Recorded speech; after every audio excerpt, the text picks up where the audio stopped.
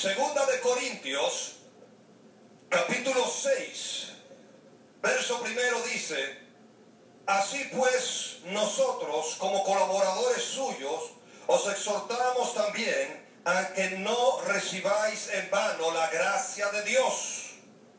A que no recibáis en vano la gracia de Dios. Diga conmigo, la gracia de Dios hay que aprovecharla.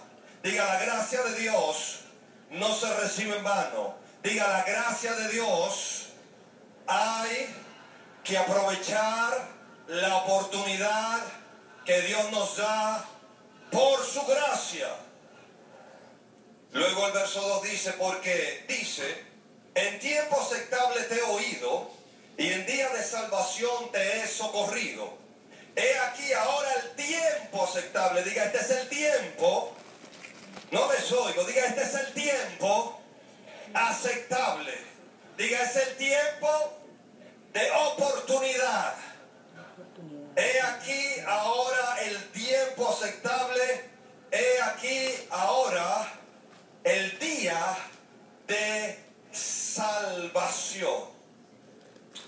No damos a nadie ninguna ocasión de tropiezo para que nuestro ministerio no sea vituperado. Antes bien, nos recomendamos a nosotros como ministros de Dios en mucha paciencia, en tribulaciones, en necesidades, en angustias, en azotes, en cárceles, en tumultos, en trabajos, en desvelos, en ayunos, en pureza, en ciencia, en longanimidad, en bondad, en el Espíritu Santo, en amor sincero, en palabra de verdad, en poder de Dios, con armas de justicia a diestra y a siniestra, por honra y por deshonra, por mala fama y por buena fama, como engañadores pero veraces, como desconocidos pero bien conocidos, como moribundos, mas he aquí vivimos, como castigados, mas no muertos, como entristecidos, mas siempre gozosos, como pobres, mas enriqueciendo a muchos, como no teniendo nada, mas poseyéndolo todo. Aleluya. Entonces diga conmigo, en todo momento, en todo tipo de complicación o de buenos tiempos, no vamos a desaprovechar la gracia de Dios. ¿Alguien está tomando ya la esencia del mensaje? Capítulo 9 de Eclesiastés, verso 10. Dice la palabra: todo lo que te viniere a la mano para hacer, hazlo según tus fuerzas, porque en el Seol, a donde vas, no hay obra, ni trabajo, ni ciencia, ni sabiduría. Me volví y vi debajo del sol que ni es de los ligeros la carrera, ni la guerra de los fuertes, ni aun de los sabios el pan, ni de los prudentes las riquezas, ni de los elocuentes el favor, sino que tiempo y ocasión acontecen a todos. Diga conmigo, tiempo y ocasión acontece a todos.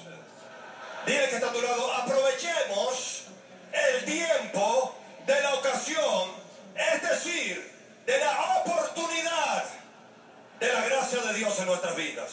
Sea cual sea el tiempo, malo o bueno, allí estaremos. Aleluya. Amén. Puede sentarse en la presencia de Dios.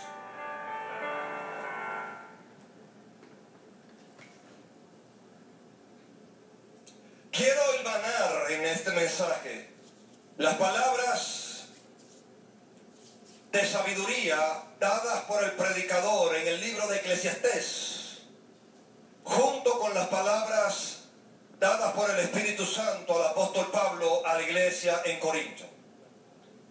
En el marco de la gracia de Dios sobre nuestras vidas, que significa la oportunidad, el favor del cielo, la ayuda de Dios para nosotros en algún momento específico o determinado de nuestra vida. Y tal y como dice el apóstol Pablo, sea en un tiempo difícil, sea en un tiempo donde has perdido las fuerzas, un tiempo donde hay derrota aparente en tu vida, donde las condiciones te han sido adversas, donde hay acontecimientos que han llevado tu vida a una transformación que no es debida y que no es leal, a un acontecimiento donde sientes que tus fuerzas se drenan, donde no tienes ya más ánimo para seguir adelante, donde parece como si toneladas de peso están sobre tus hombros y en sentido espiritual te sientes agobiado o agobiada por diferentes tipos de situaciones, acontecimientos que te han sobrevenido, que quizás han traído depresión, las fuerzas se han debilitado, en momentos ya no tienes la visión clara, no sientes el seguir adelante, has solicitado que te echen la toalla. Esos momentos de dificultad, esos momentos donde las condiciones no son favorables ni están de tu lado y te sientes en la mayor soledad y en las profundidades de una condición donde estás desconcertado, desconcertada hacia dónde vas y lo que está aconteciendo con tu vida.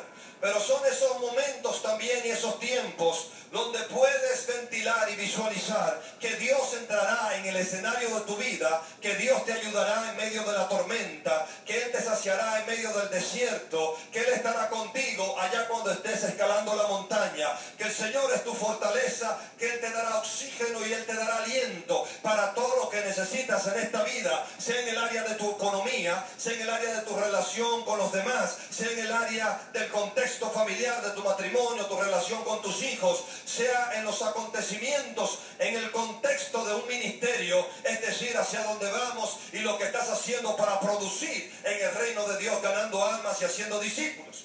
Pero aquí Pablo dice en el capítulo 6 de 2 de Corintios que la gracia de Dios la recibimos, sea en tiempo bueno o sea en tiempo malo, y no será en vano esa gracia. Es decir, vamos a aprovechar el tiempo, vamos a sacarle el momento y vamos a tomar la oportunidad que Dios está presentando. Porque cuando hablamos de gracia, significa Dios entrando en el escenario de nuestra vida. Es Dios dándonos una oportunidad para triunfar, para vencer, para conquistar, para que la fe sea vista, para que la fe sea hecha.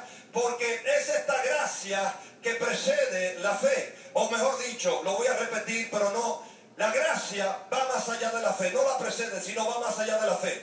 Es la fe que precede la gracia, y cuando nos movemos en fe, entonces se abren las puertas para la gracia de Dios. Es en los momentos cuando tú estás caminando en fe y le crees a Dios, donde vas a ver la puerta abierta, donde Dios va a descender en el escenario de tu vida y va a cambiar y va a transformar tu circunstancia. Dije, sea en tiempo bueno o sea en tiempo malo. En tiempo bueno, tiempo de bonanza, tiempo de abundancia, tiempo de gozo, tiempo de edificación, tiempo en el cual estás fortalecido, pero también allí se presentará la gracia de Dios. Dígale que está a su lado que no sea en vano la gracia de Dios sobre nuestras vidas. Dígale que está a su lado. Eso significa, dígale a alguien, eso significa que no voy a dejar pasar mi oportunidad dada por Dios. No será en vano. Para Dios no será en vano.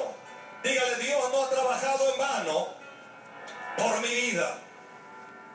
Dios no ha trabajado en vano. Diga, su gracia no se va a desperdiciar. Y en ese sentido, quiero hilvanar estas palabras porque dice, este es el tiempo, este es el día favorable, he aquí el tiempo aceptable, dice, he aquí el momento y el día de salvación. Y al punto donde voy con todo esto, este es el momento, este es el tiempo de la gracia de Dios sobre nuestras vidas. Vine a decirle a alguien hoy que este es el tiempo de la gracia de Dios para nuestras vidas.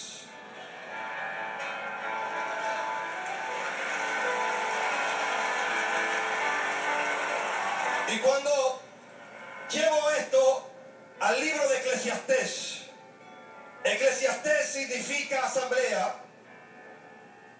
Cuando llevo esto del apóstol Pablo de 2 de Corintios capítulo 6 y lo hilvano con el libro de Eclesiastés, que a propósito viene del vocablo griego eclesia, que significa asamblea, y Eclesiastés significa aquel que habla en la asamblea o se dirige a la asamblea. En este caso es el maestro que está exponiendo, que está enseñando, o quizás aquel que está dando el discurso o el mensaje. Y por esa razón se entiende que también es el predicador, porque así también se le llama. Cuando hablamos de Eclesiastés, significa las palabras del predicador, que se dirige precisamente a la asamblea. Y aquí evidentemente sabemos que es una palabra que viene de Dios, viene del cielo, porque está en el contexto de las Sagradas Escrituras. Se considera que el libro de Eclesiastés fue escrito por Salomón, el sabio de los sabios. El rey Salomón, porque desde los primeros versos dice que este escritor o este predicador o este que estaba hablando en torno al contexto de la sabiduría era rey y era hijo de David. Y en varias ocasiones en el libro de Eclesiastés, Salomón es mencionado allí en el contexto de su sabiduría y en el contexto de lo que pudo alcanzar y pudo tener.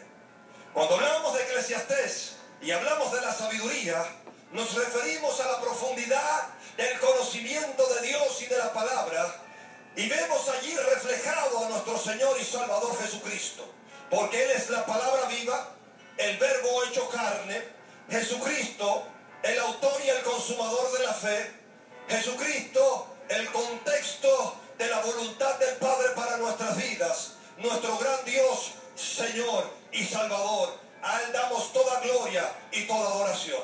Cuando hablamos de esta sabiduría, nos referimos en un sentido a la revelación de la voluntad de Dios y de la palabra para nuestras vidas. Esta sabiduría fue dada al rey Salomón. Y el rey Salomón, después de haber llevado toda su vida en diferentes lineamientos y direcciones, digo diferentes porque durante una gran temporada de su vida estuvo haciendo lo bueno delante de los ojos de Dios, estuvo bien canalizado y bien en el sentido objetivo de servir a Dios y de glorificar su nombre, y el hombre prosperó, el hombre se le dio la sabiduría, es decir, lo que Dios le había dado, porque él pidió a Dios sabiduría, y Dios le dio sabiduría, más que a todos los hombres sobre la faz de la tierra. En ese sentido, vemos algo que viene del cielo en el contexto de los sabios y en el contexto de la sabiduría que fue dado a Salomón. Pero llega un momento que Salomón se convierte en un apóstata.